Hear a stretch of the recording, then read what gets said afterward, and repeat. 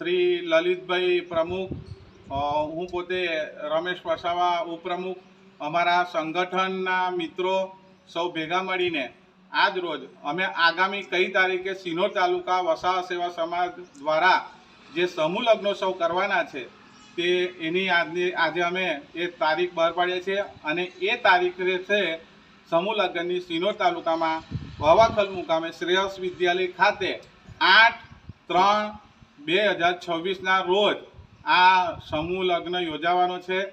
તો આપ સૌ અને અમે સૌએ કામ કરવા સમર્થ છે અને આજથી અમારા ફોર્મનું વિતરણનું કામ પણ શરૂ થઈ જશે અને થઈ ગયું છે।